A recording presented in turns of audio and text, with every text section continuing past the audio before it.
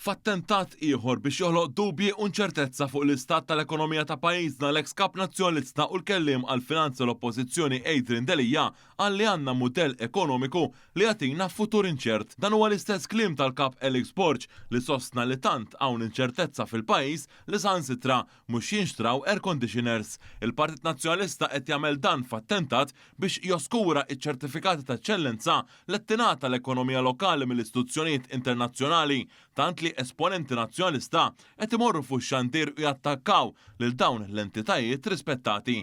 Sansitra l-eks kandidat nazzjonalista Malcolm Mifsud qabbel l-Aġenzija ta' Kreditu importanti ħafna DBRS Morningstar ma' TripAdvisor u qal li l-ebda investitur ma jagħti każ rapporti tar-rating agencies. Fuqat li Delija qed ibeżza fuq l-istat tal-ekonomija din il-ġimgħa stess l-esperti tal-IMF wara li żżelu l-pajjiżna ikkonfermaw li Malta se tkun il-pajjiż bl-akbar tkabbir ekonomiku fl-Unjoni Ewropea mhux din is-sena biss imma sal-2031, jiġifieri sal-aħħar sena meta huma jagħmlu it-tbassir tagħhom.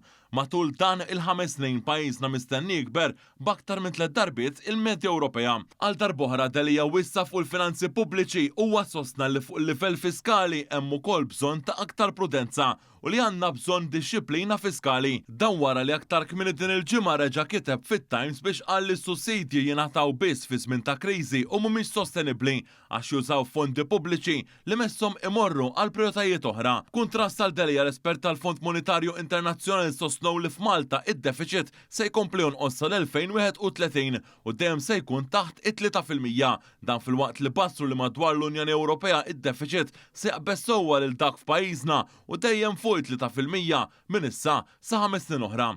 Dan kollu jikkonferma kemm il-Partit Nazzjonalista jibqa' fissat fuq il-politika tal-awsterità għal xejn b'xejn. Minkejja li l-finanza l-Gvern sejrin tajjeb, Delija qed jagħmilha ċara li jekk ikun hu Ministru tal-Finanzi jissikka iċ-ċintorin u jnaqqas l-ispejsa pubblika b'mod qawwi.